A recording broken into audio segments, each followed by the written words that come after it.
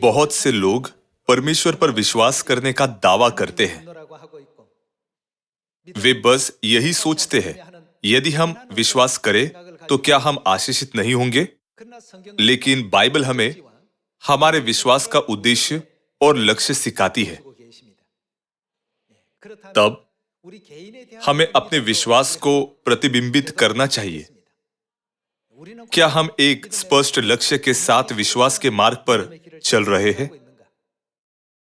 एक स्पष्ट लक्ष्य के साथ हम विश्वास रख सकते हैं, जो किसी भी कठिनाई के बावजूद नहीं मिटता, है ना?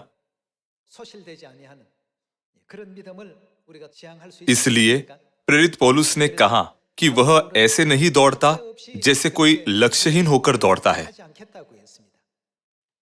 आइए हम फिलिपियो अध्याय 3 आयत 12 पर एक नजर डालें।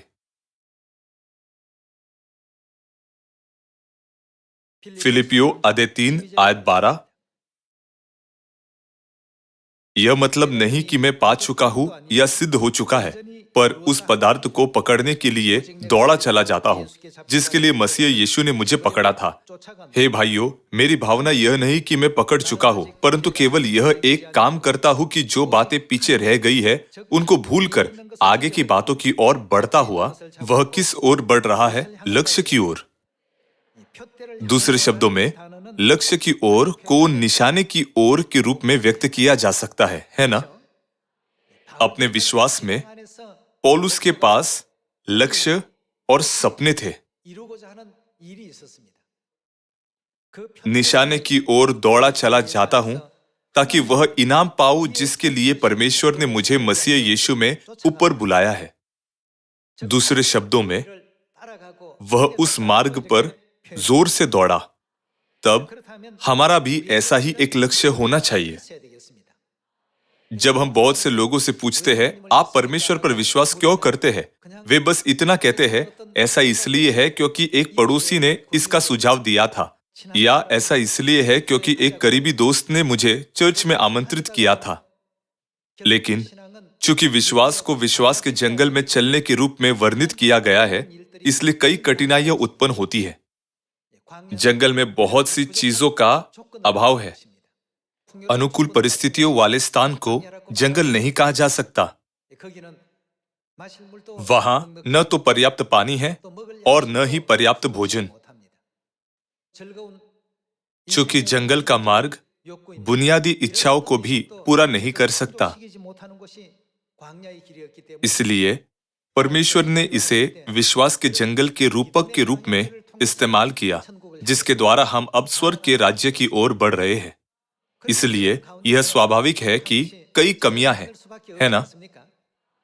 इसलिए विश्वास की शक्ति जो हमें जंगल के माध्यम से कठिन यात्रा को पूरा करने और कनान में प्रवेश करने में सक्षम बनाती है, सबसे आवश्यक है।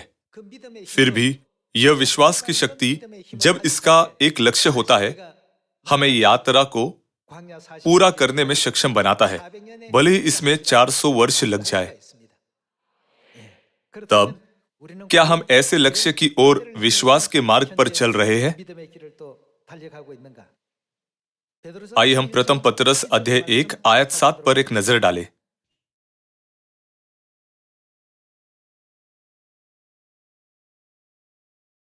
और यह इसलिए है कि तुम्हारा परखा हुआ विश्वास, जो आग से ताए हुए नाशवान सोने से भी कहीं अधिक बहुमूल्य है, यीशु मसीह के प्रकट होने पर प्रशंसा और महिमा और आदर का कारण ठहरे, उससे तुम बिन देखे आप क्या करते हैं? प्रेम करते हो।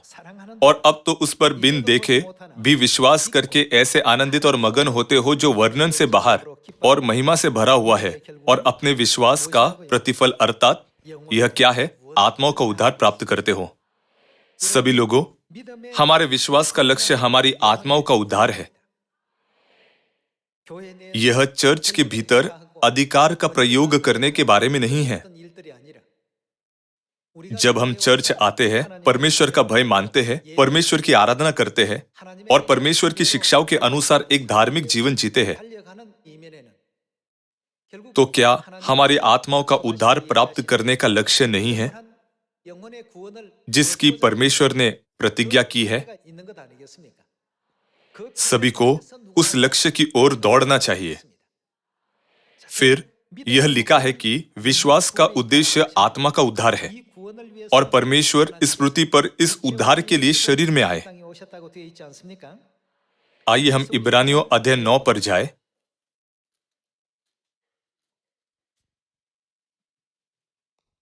इब्रानियों अध्याय 9 आयत 27।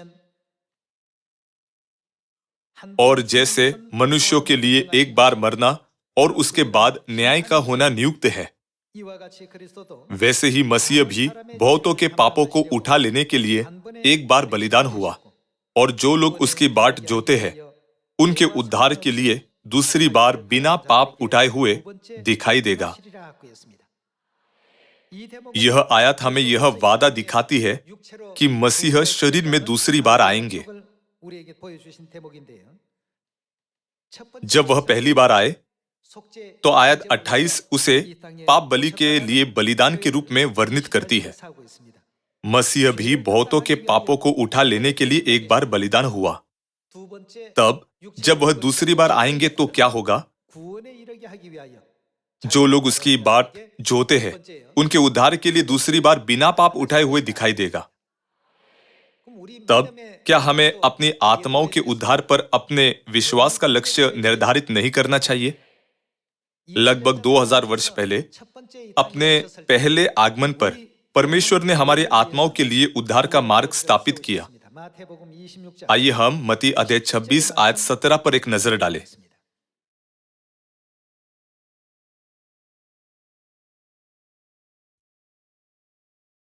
अख़मीरी रोटी के पर्व के पहले दिन चेले यीशु के पास आकर पूछने लगे,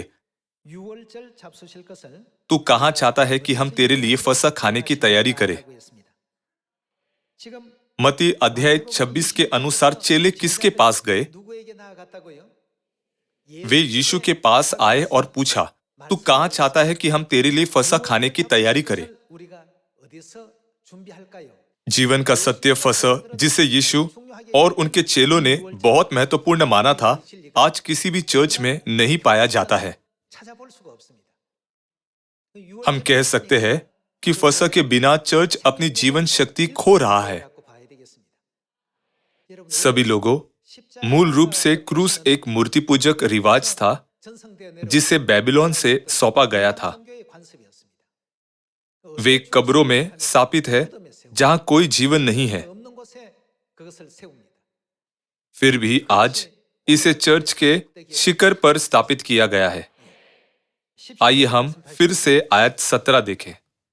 अख़मीरी रोटी के पर्व के पहले दिन चेले यीशु के पास आकर पूछने लगे, तू कहाँ चाहता है कि हम तेरे लिए फसह खाने की तैयारी करें? उसने कहा, नगर में अमुक व्यक्ति के पास जाकर उससे कहो, गुरु कहता है कि मेरा समय निकट है। यीशु क्या करने जा रहे हैं? मैं अपने चेलों के साथ तेरे यहां पर्व मनाऊंगा। चर्च आज कहते हैं हमें फसह मनाने की जरूरत नहीं है, जबकि यीशु ने कहा मैं इसे मनाऊंगा। वे सत्य को छोड़ रहे हैं, यह साबित करते हुए कि वे सत्य से बहुत दूर हैं। किसने कहा मैं अपने चेलों के साथ तेरे यहां पर्व मनाऊंगा? यीशु ने सीधे अपने चेलों से कहा। आइए हम आयत 19 देखें। अतः चेलों ने यीशु की आज्ञा मानी। उन्होंने वही किया जो यीशु ने उन्हें करने के लिए कहा था। यदि फसह का कोई वादा नहीं था जो मानव जाति को बचा सकता है, तो इसे बाइबल में क्यों दर्ज किया जाएगा? ऐसा इसलिए है क्योंकि इसकी आवश्यकता है। चेलों ने अपने विचार से तैयारी नहीं की, लेकिन चेलों ने वैसे ही किया जैसे यीशु ने उन्हें निर्देश दिया था और फसह तैयार किया। यीशु ने पहले ही उन्हें फसह की तैयारी करने का निर्देश दिया था। आइए हम देखें कि फसह का पर्व कैसे मनाया गया। आयत 26। जब वे खा रहे थे तो यीशु ने रोटी ली और आशीष मांगकर तोड़ी और चेलों को देकर कहा, लो खाओ, यह मेरी देह है। यीशु ने उनसे यही कहा था। यीशु ने उन्हें फसह और रोटी तैयार करने का निर्देश दिया। रोटी के लिए धन्यवाद देने के बाद यीशु ने कहा, लो खाओ, यह मेरी देह है। फिर उसने कटोरा लेकर धन्यवाद किया। इस प्याले में फसह का दाखमधु है ना? और उन्हें देखकर कहा, उन्होंने क्या कहा? तुम सब इसमें से पियो, यह वाचा का, यह किसका लहू है? मेरा लहू है, जो बहुतों के लिए पापों की क्षमा के लिए बहाया जाता है।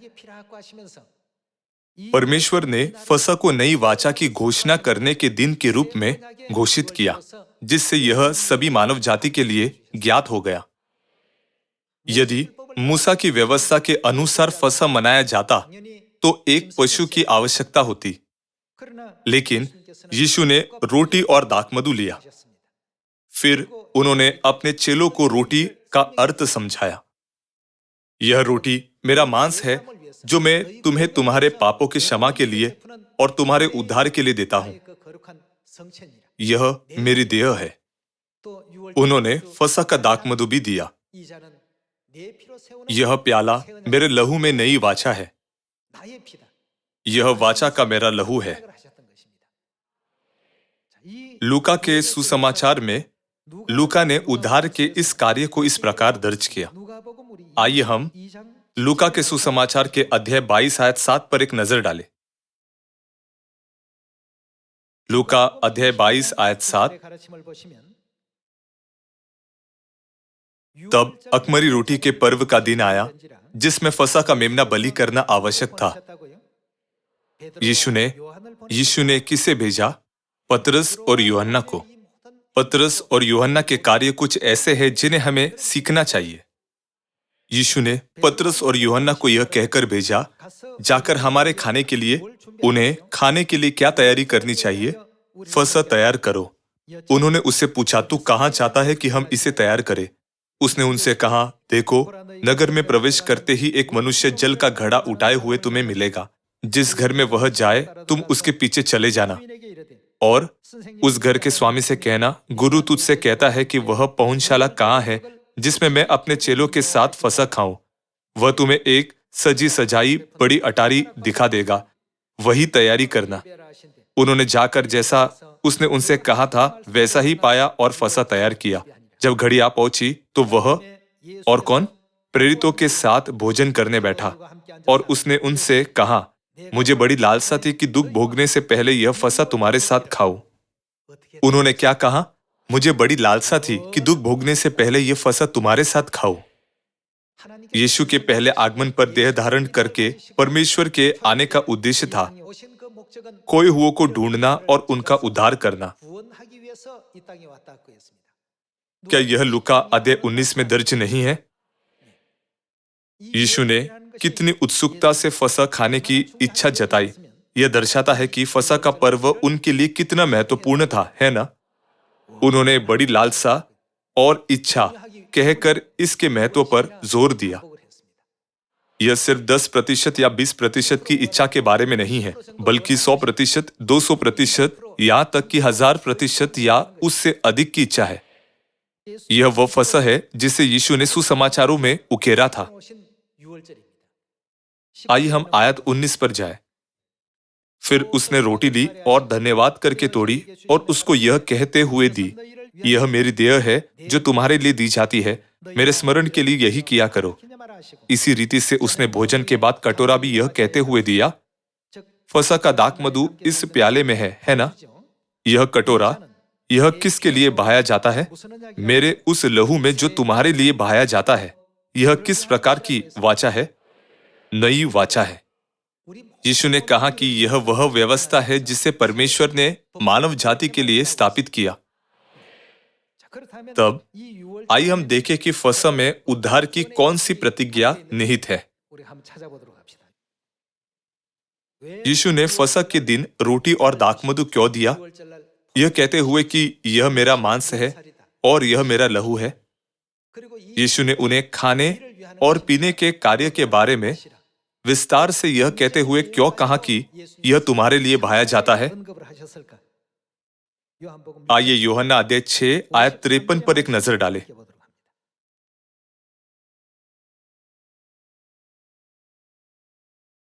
आइए हम आयत 53 देखें। यीशु ने उनसे कहा, मैं तुमसे सच सच कहता हूं कि जब तक तुम मनुष्य के पुत्र का मांस न खाओ और उसका लहू न पियो, आपके पास क्या नहीं है।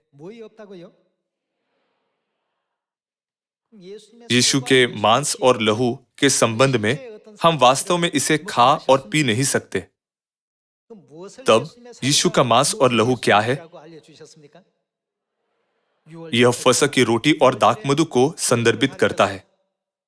यीशु ने अपने निकटतम चेलों पतरस और यूहन्ना को इस घटना की तैयारी के लिए भेजा और जोर देकर कहा, मैं दुख उठाने से पहले तुम्हारे साथ इस फसह को खाने की उत्सुकता से इच्छा रखता हूं।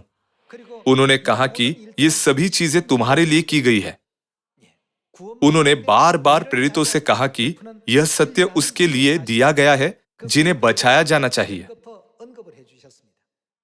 इसलिए मती, मरकुस, लूका और यूहन्ना के सुसमाचारों में फसह का उल्लेख किया गया है। फसह का हमारे उद्धार से गहरा संबंध है। इसलिए यूहन्ना अध्याय 6 आयत 53 में यीशु ने कहा, जब तक तुम मनुष्य के पुत्र का मांस न खाओ और उसका लहू न पियो। यीशु ने क्या कहा?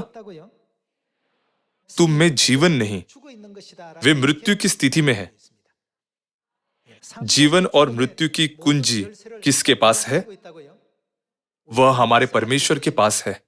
परमेश्वर जो यीशु नाम के साथ शरीर में आए थे, ने हमें सिखाया कि जब तक हम उनका मांस नहीं खाते और उनका लहू नहीं पीते, तब तक हमारे पास जीवन नहीं है। आयत 54, जो मेरा मांस खाता और मेरा लहू पीता है, अनंत जीवन उसी का है, और मैं उसे अंतिम दिन वह क्या करेंगे? फिर जिला उठाऊंगा, क्योंकि मेरा मांस वास्तव में खाने की वस्तु है और मेरा लहू वास्तव में पीने की वस्तु है। जो मेरा मांस खाता और मेरा लहू पीता है, वह मुझ में स्थिर बना रहता है और मैं उसमें।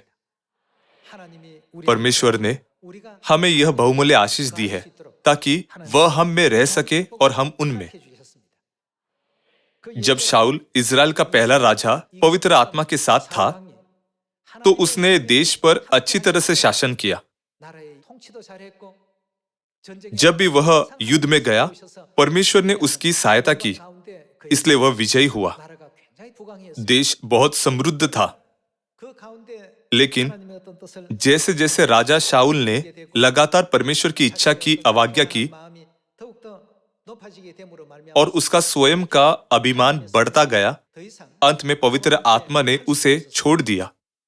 इसलिए जब परमेश्वर ने शाऊल को छोड़ दिया, तो एक दुष्ट आत्मा ने तुरंत उसमें प्रवेश किया और उसे तर्कहीन व्यवहार करने के लिए प्रेरित किया।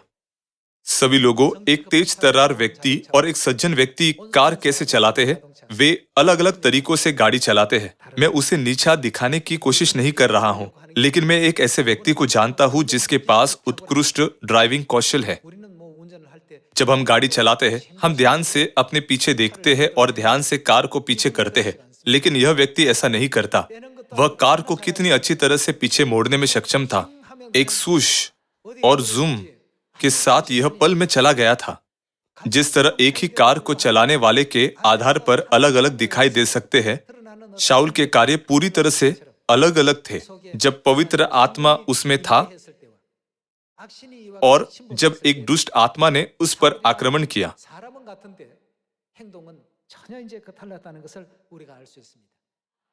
लेकिन परमेश्वर क्या कहते हैं?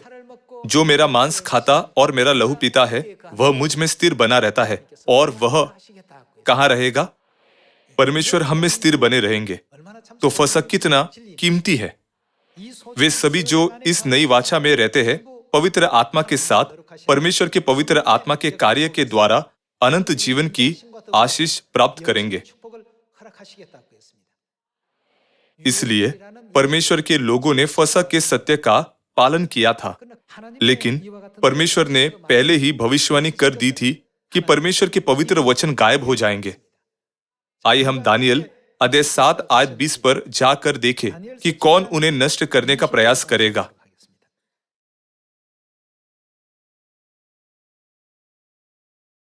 आइए हम अध्याय 7 आयत 20 पर एक नजर डालें। फिर उसके सिर में के 10 सींगों का भेद और जिस नए सिंग के निकलने से 3 सिंग गिर गए। आप में से जिन्होंने दानियल की भविष्यवाणी का अध्ययन किया है वे जानते हैं कि एक सिंह एक राज्य का प्रतिनिधित्व करता है। दानियल की भविष्यवाणी के अनुसार 10 राज्यों में से 3 सिंह हेरोली, वैंडल्स और ऑस्ट्रोगोथ नष्ट हो गए। अर्थात जिस सिंह की आंखें और बड़ा बोल बोलने वाला मुंह और सब अन्य सिंहों से अधिक भयंकर था, उसका भी भेद जानने की मुझे इच्छा हुई। फिर मैंने देखा था कि वह सिंह पवित्र लोगों के संग लड़ाई करके उन पर उस समय तक प्रबल भी हो गया। भविष्यवाणी में संत हार गए और उनका विरोध करने वाले ने अधिक शक्ति प्राप्त की। आयत 22, उसने उन्हें हरा दिया, लेकिन यह क्षणिक होगा जब तक वह अति प्राचीन न आए, अर्थात परमेश्वर आए और परम प्रधान के पवित्र लोग न्यायी न ठहरे और उन पवित्र लोगों के राज्य अधिकारी होने का समय न आ पहुंचा। यह कहता है कि नियत समय में संतों के लिए अधिकार बहाल किया जाएगा। आइए हम आयत 24 पर जाए। आइए आयत 24 देखें। उन 10 सिंगों का अर्थ यह है कि उस राज्य में से 10 राजा उठेंगे और उनके बाद उन पहलों से भिन्न एक और राजा उठेगा जो 3 राज्यों को गिरा देगा। और वह क्या करेगा? परम प्रधान के विरुद्ध बातें कहेगा। परम प्रधान परमेश्वर को दर्शाता है और केवल शैतान ही परमेश्वर का विरोध करता है। और वह परम प्रधान के विरुद्ध बातें कहेगा और वह क्या करेगा? परम प्रधान के पवित्र लोगों को पीस डालेगा और समयों और व्यवस्था के बदल देने की आशा करेगा। जैसा कि भविष्यवाणी की गई थी, 325 ईस्वी में फसह को मिटा दिया गया। 4 वर्ष पहले सन 321 ईस्वी में सबत को मिटा दिया गया। एक एक करके भविष्यवाणी के अनुसार सब कुछ पूरा हुआ। फसह एक महत्वपूर्ण सत्य है और जो लोग परमेश्वर पर विश्वास करते हैं उनके हृदयों से इसे आसानी से नहीं मिटाया जा सकता। इस प्रकार सन 155 ईस्वी में फसह को मिटाने का पहला प्रयास हुआ।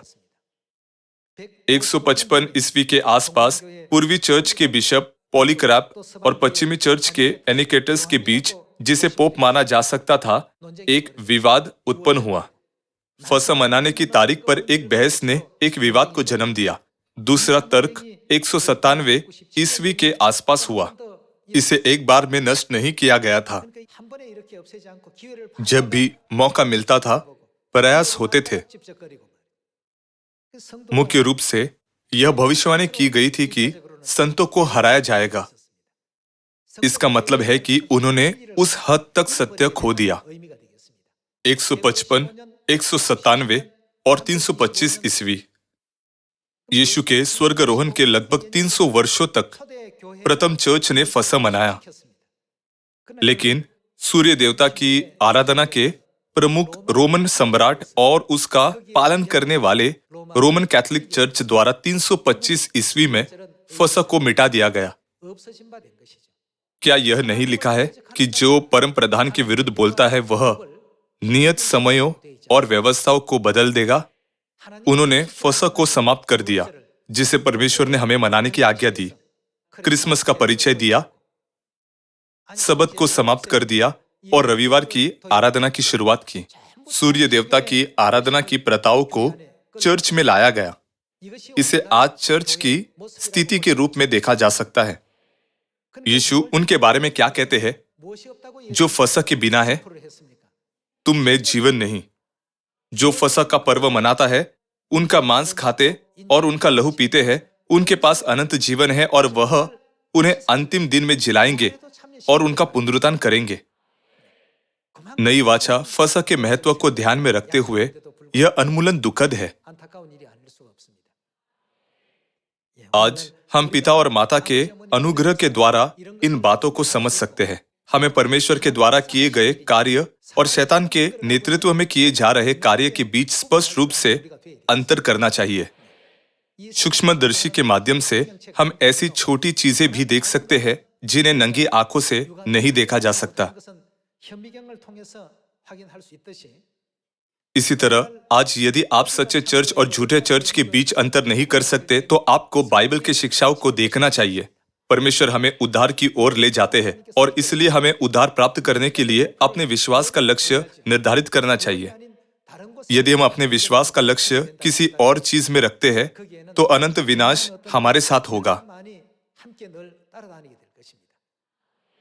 लोग पूछते हैं, चर्च ऑफ गॉड के पास क्रूस क्यों नहीं है? तब हम कह सकते हैं, क्या यह स्पष्ट नहीं है कि हमें नहीं करना चाहिए? एक चर्च जो अनंत जीवन प्रदान करता है उसे मृत्यु का प्रतीक क्यों दिखाना चाहिए? उन्हें यह जवाब देना सही है। इसलिए आज केवल पिता और माता द्वारा हमें दी गई नई वाचा का फसह मनाने के द्वारा हम आश्वस्त हो सकते हैं कि हम परमेश्वर में हैं। इस निर्विवाद प्रमाण के साथ आइए हम दृढ़ विश्वास के साथ अनंत उद्धार प्राप्त करें। हमें सबूत के साथ स्वर्ग जाना चाहिए। आइए हम प्रथम यूहन्ना अध्याय 5 आयत 9 पर एक नजर डालें।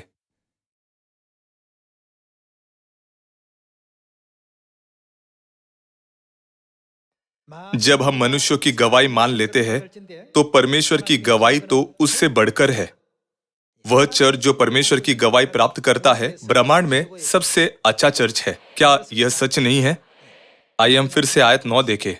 जब हम मनुष्यों की गवाही मान लेते हैं तो परमेश्वर की गवाही तो उससे बढ़कर है।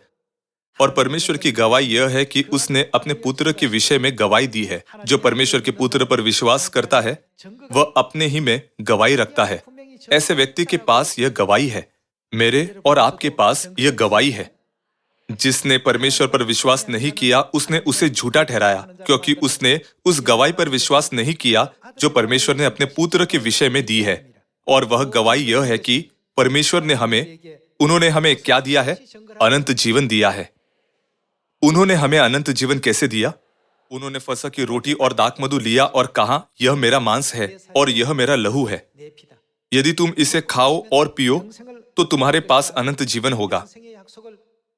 उन्होंने हमें नई वाचा में यह प्रतिज्ञा दी है और वह गवाही यह है कि परमेश्वर ने हमें अनंत जीवन दिया है और यह जीवन उसके पुत्र में है जिसके पास पुत्र है। इस प्रकार जब हम फसह की रोटी और दाखमधु खाते हैं तो हम में कौन रहेगा? यीशु ने वादा किया कि वह यूहन्ना अध्याय 6 में फसह मनाने वाले में रहेंगे। जिसके पास पुत्र है उनके पास क्या है? उसके पास जीवन है। और जिसके पास परमेश्वर का पुत्र नहीं उसके पास जीवन भी नहीं है। जिनके पास मनुष्य के पुत्र का मांस और लहू है, अर्थात जो नई वाचा फसह में है, उन्हें किसकी गवाही मिली है? उन्होंने परमेश्वर की गवाही प्राप्त की है। मत्ती अध्याय 7 के अनुसार अंतिम दिन जब लोग स्वर्ग जाएंगे तब बहुत से लोग उद्धार की आशा में कतार में खड़े होंगे। कुछ लोग कहेंगे, हे प्रभु, मैंने तेरे नाम से भविष्यवाणी की है, मैंने तेरे नाम से दुष्ट आत्माओं को निकाला, मैंने तेरे नाम से बहुत से चमत्कार किए। बहुत से लोग यह कहते हुए यीशु के पास आएंगे, मैंने आप पर इतनी ईमानदारी से विश्वास किया, मैंने आप पर उतना विश्वास किया। उस समय यीशु जवाब में क्या कहेंगे? वह कहेंगे, मैंने तुम्हें कभी नहीं जाना, मैं निश्चित रूप से आपको नहीं जानता। तब यीशु किसको अनुमति देंगे? जब वे लोग जो नई वाचा में वास करते हैं, परमेश्वर की गवाही देते हैं, उनके पास आते हैं, तब परमेश्वर उन लोगों को पाएंगे जिनके भीतर उनका देह और लहू है। ऐसा कहा जाता है कि मानव शरीर के भीतर एक प्रोग्राम है जो यह निर्धारित करने के लिए एक मानचित्र के रूप में कार्य करता है कि एक व्यक्ति किस तरह की बीमारियों से ग्रस्त होगा और वह कितना लंबा होगा।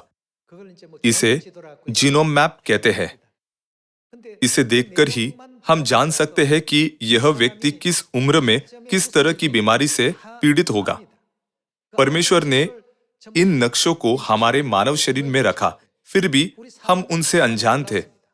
हजारों वर्षों से, उस युग से जब मनुष्य इस पृथ्वी पर प्रकट हुए थे, मानव जाति को नहीं पता था कि ऐसी चीजें मौजूद है।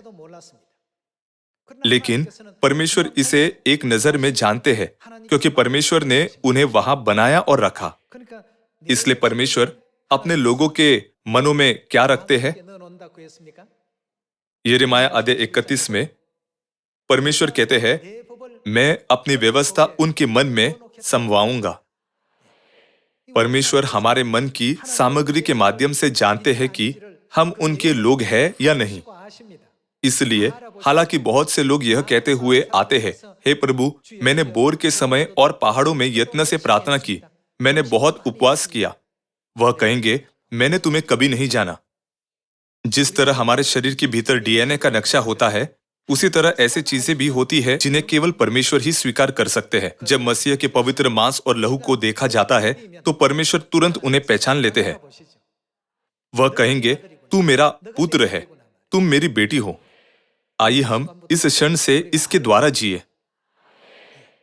यह कितना हर्षित है कि हम परमेश्वर द्वारा पहचाने जाते हैं और उनके द्वारा अनुमोदित विश्वास में जी रहे हैं।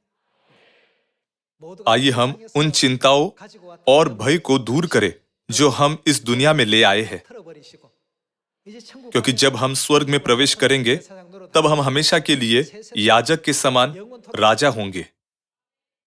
बहुत पहले जब दादी नानी कहानियां सुनाती थी, तो उनका अंत होता था और वे हमेशा के लिए खुशी से रहते हैं। उन्होंने हमें कई कहानियां सुनाई जिनमें नायक का सुखद अंत हुआ। इस पृथ्वी पर लोग नहीं जानते कि हम किसकी संतान हैं। जैसा कि भविष्यवाणी की गई है, शैतान हमें परमेश्वर के पवित्र लोगों को पीड़ित करता है। वह हमारे लिए दुख लाने के लिए कई तरह के तरीके गढ़ता है। इसके बावजूद आइए हम अंत तक परमेश्वर की बहुमूल्य प्रतिज्ञा को थामे रहे और नई वाचा की दौड़ को पूरा करें। मुझे आशा है कि हम अंत तक नई यरूशलेम स्वर्गीय माता के नेतृत्व में मार्ग का पालन करेंगे।